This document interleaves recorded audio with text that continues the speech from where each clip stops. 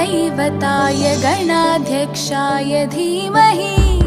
गुणशरीराय गुणमण्डिताय गुणेशानाय धीमहि गुणातीताय गुणाधीशाय गुणप्रविष्टाय धीमहि एकदन्ताय वक्रतुण्डाय गौरीतनयाय धीमहि गजेशानाय भालचन्द्राय श्रीगणेशाय धीमहि एकदन्ताय वक्रतुण्डाय गौरीतनयाय धीमहि गजेशानाय भालचन्द्राय श्रीगणेशाय धीमहि।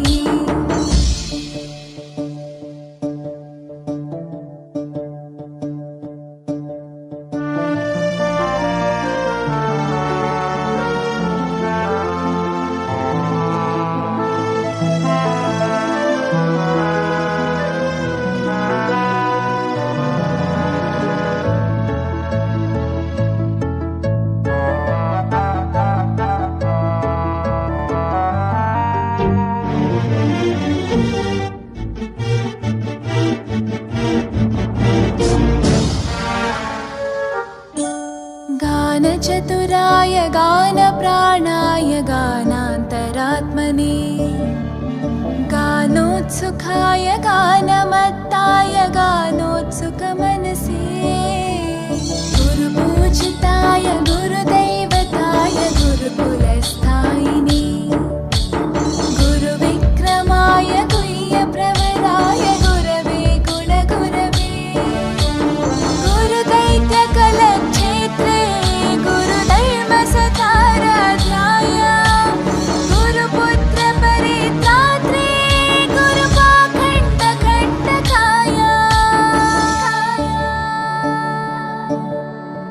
गीतसाराय गीततत्त्वाय गीतगोत्राय धीमहि गूढगुल्फाय गन्धमत्ताय गोजयप्रदाय धीमहि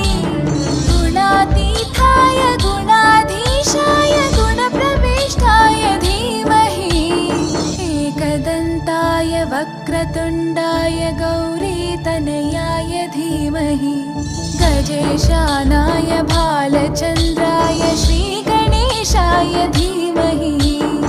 एकदन्ताय वक्रतुण्डाय गौरीतनयाय धीमहि गजेशानाय भालचन्द्राय श्रीगणेशाय धीमहि।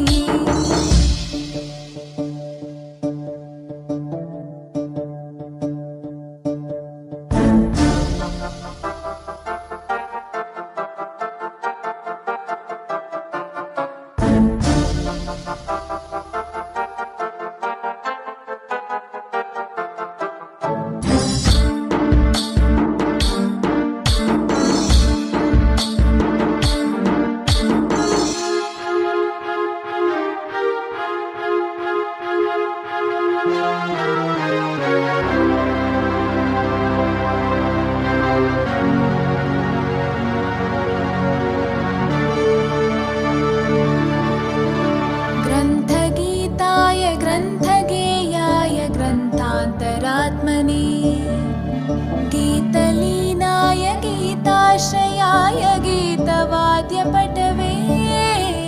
ध्येयचरिताय गायगवराय गन्धर्वप्रियकृपे गायकाधीनविग्रहाय गङ्गाजलप्रणयवते गौरीस्थनन्दनाय गौरीहृदयनन्दनाय गौरभानुसुताय गौरीगणेश्वराय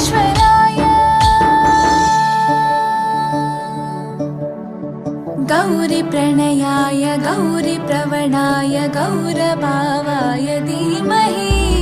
गोसहस्राय गोवर्धनाय गोपगोपाय धीमहि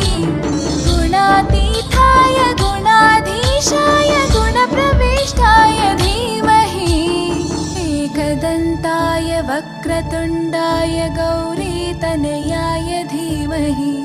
गजेशानाय भालचन्द्राय श्रीगणेशाय धीमहि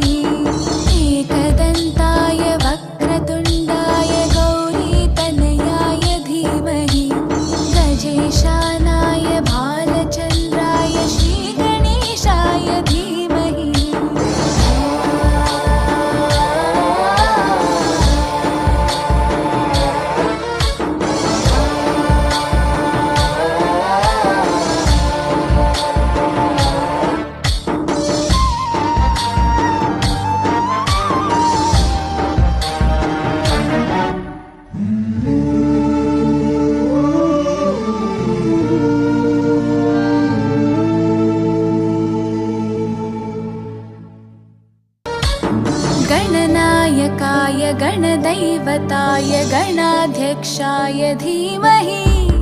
गुणशरीराय गुणमण्डिताय गुणेशानाय धीमहि गुणातीताय गुणाधीशाय गुणप्रविष्टाय धीमहि एकदन्ताय वक्रतुण्डाय गौरीतनयाय धीमहि